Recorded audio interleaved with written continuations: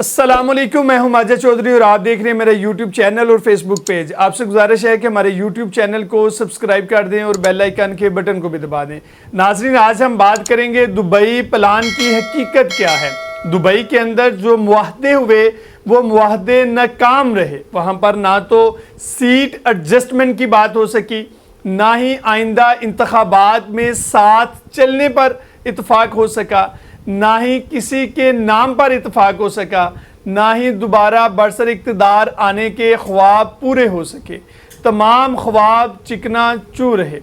جس کے اوپر مہر تصدیق سب جو ہے وہ مختلف بیانات ہیں۔ پاکستان پیپلز پارٹی کے ترجمان فیصل کریم کنڈی صاحب نے بھی یہ کہا کہ ہماری سیٹ ایڈجسٹمنٹ کے حوالے سے کوئی بات نہیں ہوئی۔ پاکستان مسلم لیگ نون نے بھی کہا کہ کسی کی سیٹ ایڈجسٹمنٹ کے حوالے سے کوئی بات نہیں ہوئی۔ ذرائع یہ بتاتے ہیں کہ میاں محمد نواز شریف صاحب دبئی میں جو آ کے بیٹھے تھے، دبئی سے انہوں نے پاکستان آنا تھا، لیکن جو قانونی ماہرین تھے انہوں نے پیچیدگیوں کو وضع کیا، جس کے بعد دبئی سے پاکستان آنے کا ارادہ ترک کر دیا گیا۔ ذرائع یہ بتاتے ہیں کہ اس شخصیت کو وہیں پہ رہنے کا کہا گیا ہے جہاں وہ پہلے سے رہ رہے ہیں، اور بات یہاں پہ یہ بن رہی ہے، منظرنامہ یہ وضع ہو رہا ہے کہ آنے والے دنوں کے اندر پاکستان پیپلز پارٹی برسر اقتدار نہیں آئے گی۔ پاکستان مسلم لیگ نون کے اندر بھی مستقبل میاں محمد نواز شریف صاحب کا نہیں ہوگا۔ راستہ جو ہموار کیا جا رہا ہے وہ دوبارہ سے میاں محمد شہباز شریف صاحب کے لیے کیا جا رہا ہے، لیکن اس کے اوپر کتنے فریقین کا اعتماد ہے، کتنے اتحادیوں کا اعتماد ہے، یہ الگ بات ہے۔ مولانا فضل الرحمان آج پھٹے، انہوں نے بہت سے دنوں اپنی زبان کے اوپر تالے لگا رکھے، ایک سکون طاری تھا۔ آصف علی زرداری صاحب بھی نہیں بولے، بلاول بھٹو زرداری صاحب بھی نہیں بولے، کیونکہ اگر تو وہ میٹنگ کامیاب رہتی، میٹنگ کے کامیاب ہونے کے بعد پاکستان میں آ کے واویلا مچایا جاتا، منظرنامہ وضع کیا جاتا، اپنی سیاست چمکائی جاتی، لیکن ہر طرف سے جو سکون طاری تھا وہ کسی حد تک ٹوٹا۔ جو تمام لوگ یہ رائے رکھتے تھے کہ اتحادی جماعتیں اس وقت ساتھ ہیں، آج اس کے اوپر بھی غلط ہونے کی مہر ثبت ہو چکی ہے۔ مولانا فضل الرحمان جو پی ڈی ایم اتحاد کے سربراہ ہیں، انہوں نے آج بیٹھ کے یہ بات کی ہے کہ دبئی کے اندر جو میٹنگ تھی اس میں ہمیں اعتماد میں نہیں لیا گیا۔ تو یاد رکھیے گا، اگر پی ڈی ایم کے سربراہ کو اعتماد میں نہیں لیا گیا تو یہ پی ڈی ایم کے رہنماؤں کی ملاقات نہیں تھی، یہ صرف دو فریقین کی ملاقات تھی، جس میں پاکستان پیپلز پارٹی اور پاکستان مسلم لیگ نون تھے۔ اس سے یہ تاثر سامنے آتا ہے کہ نہ تو جمعیت علماء اسلام تھے، نہ ہی عوامی نیشنل پارٹی، نہ ہی بلوچستان عوامی پارٹی، نہ ہی بلوچستان نیشنل پارٹی، نہ ہی جمہوری وطن پارٹی، نہ ہی وحدت المسلمین، نہ ہی کسی اور کے ساتھ بات چیت ہوئی۔ بات چیت اگر ہوئی ہے تو صرف بات چیت دو اشخاص کے درمیان ہوئی۔ کہا یہ جا رہا ہے کہ پاکستان کے سیاسی منظرنامے پہ بات نہیں ہوئی، پاکستان میں انتخابات کے حوالے سے بات نہیں ہوئی، بلکہ پاکستان میں ایک شخصیت کا راستہ ہموار کرنے کے لیے اور کسی دوسرے طبقے کو دبانے کے لیے یا کسی طبقے سے اپنی لیگ سلیگ ٹھیک کرنے کے لیے ہوئی ہے، لیکن وہ بات چیت ناکام رہی، جس سے آنے والے دنوں کے اندر پاکستان پیپلز پارٹی، پاکستان مسلم لیگ نون، جمعیت علماء اسلام کسی بھی اتحاد کا حصہ دکھائی نہیں دے رہے۔ اپنے تئیں یہ الیکشن لڑیں گے۔ اب وہاں پہ گیم کیا چلتی ہے؟ وہاں پہ الیکٹیبلز کی گیم چلتی ہے، وہاں پہ گیم چلتی ہے تو آزاد امیدواروں کی گیم چلتی ہے،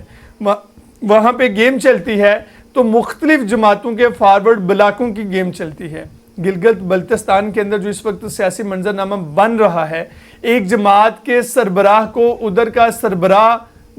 کی سربراہ جماعت ہے اسے وزیر اعلیٰ کی نشست سے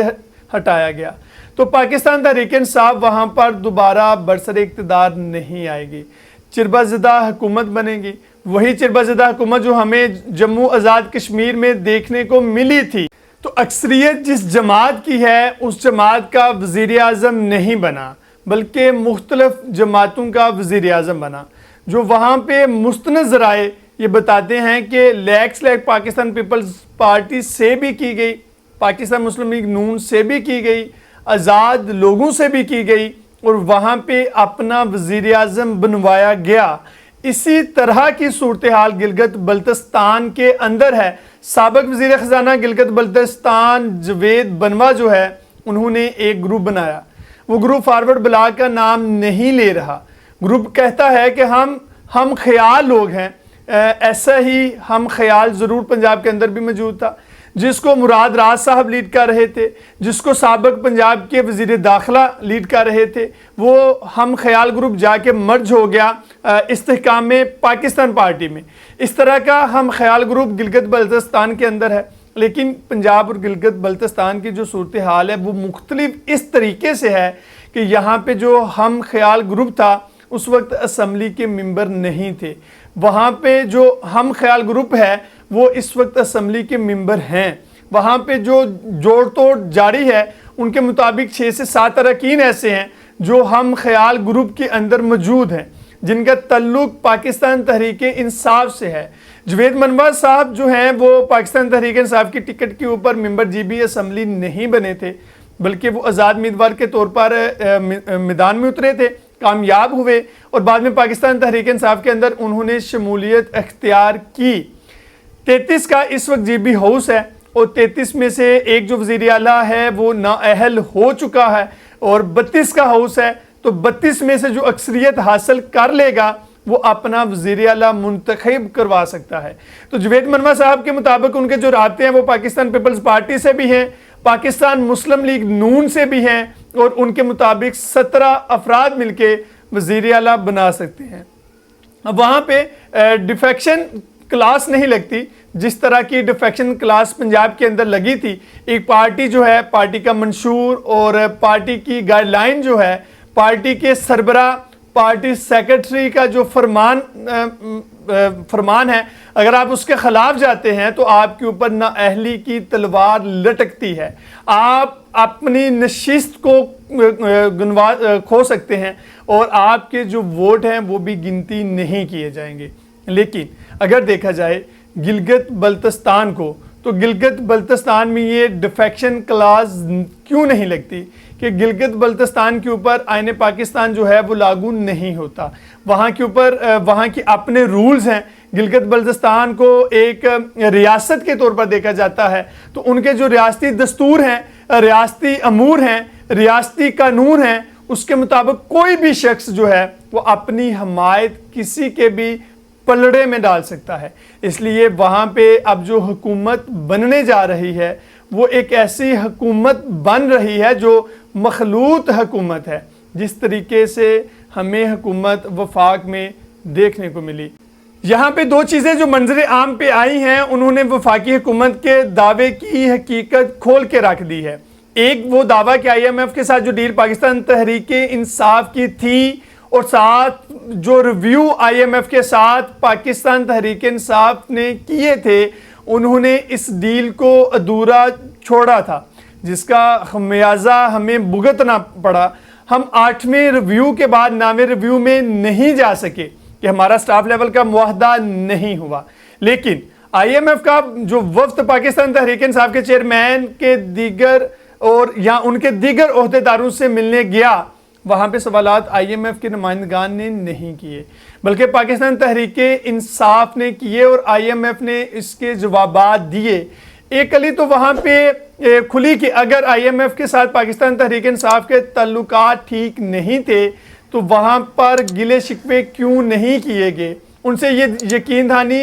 ضرور مانگی گئی ہے کہ اگر آپ کی حکومت آتی ہے یا آپ کی حمایت کردہ لوگ اس میں شامل ہوتے ہیں یا آپ اپوزیشن میں موجود ہوتے ہیں تو اس معاہدے کی خلاف ورزی کرنے کے لیے آپ اقدامات نہیں اٹھائیں گے تو جس کے لیے ایک شرط رکھی گئی ہے کہ پاکستان کے اندر عام انتخابات مقررہ وقت پر ہوں گے اور عام انتخابات کو شفاف بنانے کے لیے اقدامات کیے جائیں گے، جس پر آئی ایم ایف نے یہ کہا کہ پاکستان کے سیاسی معاملات کے اندر ہم زیادہ دخل اندازی نہیں کر سکتے، ہم اس کی گارنٹی آپ کو نہیں دے سکتے، لیکن بات چیت ضرور کر لیجئے۔ وفاقی وزیر اطلاعات مریم اورنگ زیب نے کہا کہ آئی ایم ایف کی چیئرمین پاکستان تحریک انصاف سے ملاقات ہوئی ہے، یہ سیاسی عمل کا حصہ ہے۔ اب پہلے یہ کیا اس تاثر کو زائل کرنے کی کوشش کی جا رہی ہے کہ جس تاثر کے تحت یہ بیان کیا جا رہا تھا کہ حکومت آپ کی ہے،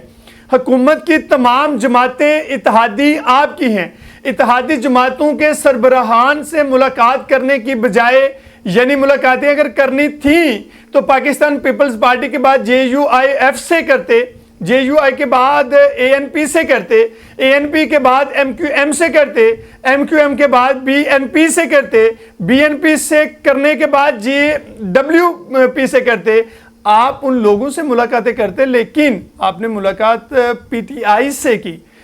جو اس وقت سیاسی منظرنامے کا حصہ بھی نہیں ہے۔ تو ان سے ملاقات کا یہ تاثر گیا کہ بین الاقوامی سطح کے اوپر جو اسٹیبلشمنٹ ہے وہ ابھی بھی پاکستان تحریک انصاف، پاکستان پیپلز پارٹی اور پاکستان مسلم لیگ نون کو ہی تین بڑی سیاسی جماعتیں کنسیڈر کرتی ہے اور انہی کے ساتھ بات چیت کرنا چاہتی ہے۔ تو اس تاثر کو زائل کرنے کے لیے حکومت اب یہ کہتی ہے کہ یہ سیاسی عمل کا حصہ ہے۔ آئی ایم ایف نے تمام سیاسی جماعتوں سے ملاقات کی ہے، انہیں یہ لگتا ہے کہ انہوں نے چیئرمین تحریک انصاف کو کہا ہوگا کہ 2022 کے مارچ کی طرح انتشار اور فساد پھیلانے کے ملکی معیشت کو تباہ نہ کرنا، آئندہ عام انتخابات پر پاکستان پیپلز پارٹی کے ساتھ جو اتحاد ہے، اس کے سوال پہ وفاقی وزیر اطلاعات نے کہا کہ اس کا فیصلہ پارٹی قیادت کرے گی۔ اگلے وزیر اعظم کے حوالے سے پوچھے جانے والے سوال پہ مریم اورنگ زیب نے کہا کہ یہ فیصلہ پاکستانی عوام کا ہوگا۔ ایک روز پہلے آئی ایم ایف کے وفد پاکستان تحریک انصاف کے چیئرمین سے زمان پارک لاہور میں ملاقات کی۔ آئی ایم ایف کے وفد اور چیئرمین پی ٹی آئی کے درمیان ملاقات 1 گھنٹے سے زائد وقت تک جاری رہی، جس میں شاہ محمود قریشی صاحب بھی موجود تھے، عمر ایوب صاحب بھی موجود تھے، مزمل اسلم جو ان کے ماہر معیشت رہ چکے ہیں، مشیر معیشت بھی رہ چکے ہیں، وہ بھی موجود تھے۔ ملاقات میں پی ٹی آئی کے وائس چیئرمین شاہ محمود قریشی بھی شامل تھے اور انہوں نے بھی سوال کیے۔ سابق وزیر خزانہ شوکت ترین نے ویڈیو لنک پہ آئی ایم ایف کو بریفنگ دی۔ انہوں نے یہ بتایا کہ یہ ماڈل جو منظور کیا جا رہا ہے اس وقت، اس ماڈل کو منظور کرنے کے بعد عوام کے اوپر جو بوجھ پڑے گا اس بوجھ کو کس طریقے سے کام کیا جائے گا، اس کا وے آؤٹ ہمیں دیں۔ $3 ارب کا جو سٹینڈ بائی ریجمنٹ ہے وہ ان کے مطابق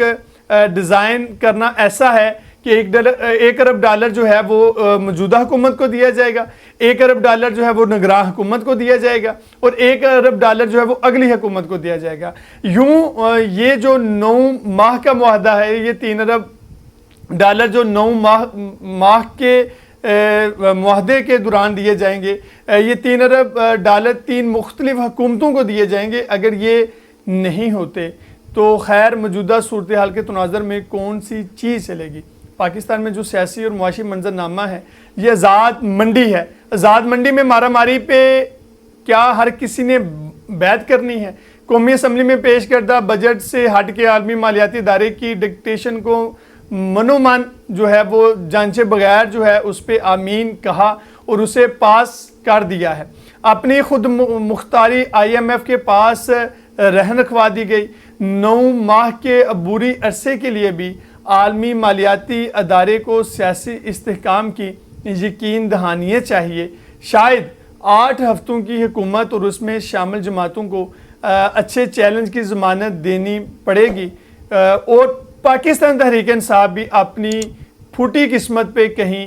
اشک جوئی جو ہے وہ کرتی دکھائی دے گی۔ اپنے میزبان ماجد چوری کو دیجیے اجازت، ملتے ہیں اگلے ولاگ میں۔ اللہ حافظ۔